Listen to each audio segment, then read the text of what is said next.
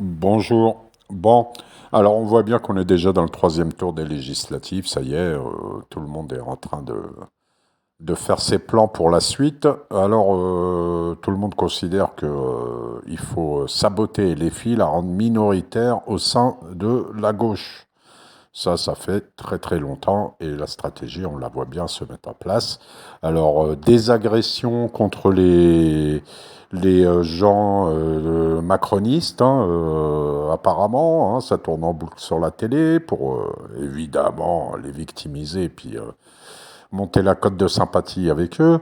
Ruffin et compagnie qui tapent sur LFI et Mélenchon, qui tournent leur veste clairement, parce que pour certains, de toute façon, on leur a promis, notamment Ruffin, je suis certain à peu près, qu'on lui a promis un poste de ministre, même s'il n'est pas élu dans le prochain gouvernement Macron. Voilà. Donc, isoler LFI au sein de la gauche. Pourquoi? Numéro un, donc mettre le LFI et Mélenchon comme les diables absolus.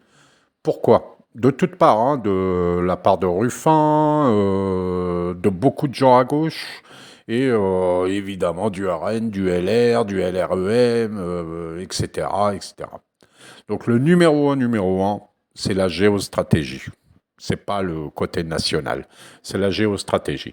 On se souvient que Mélenchon était pro-Chavez, en tout cas, il n'était pas contre, on lui a énormément reproché. On sait que LFI et Mélenchon ont parlé aussi de discuter avec la Russie pour aller vers la paix, etc.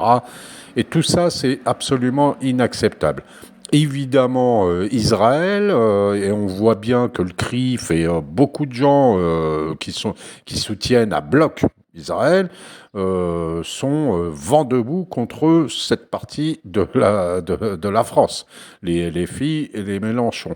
On voit bien, et ça c'est le numéro un, c'est ça le plus grave, parce que les filles et Mélenchon, je sais même pas s'ils sont pas plus souverainistes que le RN, à mon avis. À mon avis, ils le sont, et qui risquerait de changer, en tout cas, la position de la France, la faire dévier du camp occidentalo-américain, etc. Voilà. Donc ça, leur décision pourrait, alors évidemment, condamner Israël, le régime de Netanyahou et tout ça. Alors ça, c'est totalement inacceptable de la gauche à la droite au RN. Au RN, c'est stratégique, mais bon, c'est pareil quand même.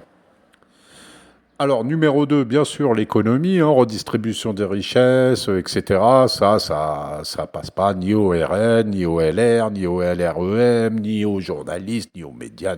Bon, on a compris ce côté-là. On sait bien que, en fait, ça serait, c'est évident, si c'était la ligne LFI qui l'emportait, qui gouvernait, on sait bien que c'est une alternance finalement au niveau économique. Ça n'est pas la catastrophe totale pour la France, évidemment. On en a vu d'autres, des alternances dans l'histoire de la politique française, gauche, droite, gauche, etc. La France n'a pas spécialement coulé totalement. Mais là, au niveau économique, l'enjeu, donc, pour le patronat, etc., pour tous ceux qui ont des revenus au-delà de 4 000, 5 000 et compagnie, euros net par personne, tout ça, c'est une catastrophe. Donc, ça les fait, c'est évident. Troisième raison pour les diaboliser à ce point-là, c'est au niveau de la société, le social. On sait bien que le RN, c'est pas qu'une question de nationalité française. Ils disent on différencie les gens entre nationalités, tout ça.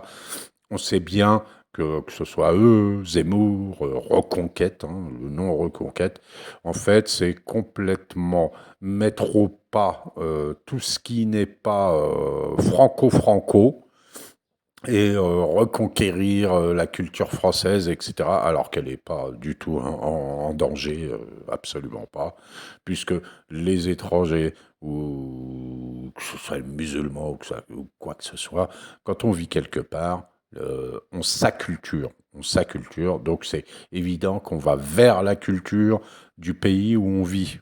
Et on abandonne s'acculturer, c'est se déculturer de sa culture d'origine pour certains, de naissance pour d'autres, etc. En fait, il n'y a pas de danger, mais C'est un enjeu clair pour tous ces gens-là qui diabolisent LFI et Mélenchon. Et enfin, le numéro 4, j'en avais parlé par rapport à la géostratégie, évidemment que la place de la France dans le monde, etc., qui est assez importante quand même dans la politique mondiale. Donc, il y a un enjeu et national et international, puisque c'est à peu près le seul parti, le seul mouvement qui parle de paix.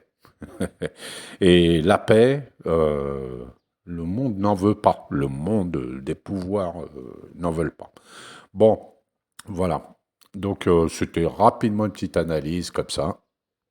Voilà, donc pour finir, bon, à mon avis personnel, le seul vote vraiment utile, c'est LFI, qui a pu savoir le plus de poids possible au sein du NFP, afin de contrer toutes les manigances de troisième tour qui sont en train de se préparer de la part des socialistes, des Verts, des communistes et des macronistes, et d'autres aussi.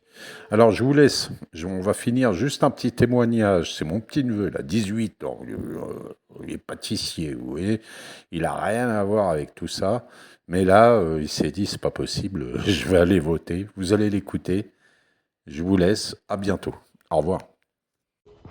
Dimanche dernier, j'ai pas voté, mais là, je vais voter parce que s'il passe, les RN là, c'est chaud, hein. En plus, déjà là, il se passe beaucoup de choses, hein. Il y a une daronne, elle s'est fait agresser. Il y a deux blancs, ils lui ont mis des patates, ils ont voulu arracher son voile. Il y a une à Champigny, elle s'est fait insulter. Il y a quoi d'autre? Il y a un mec, mais là, c'était dans une campagne. Il s'est fait agresser quand il sortait de la mosquée.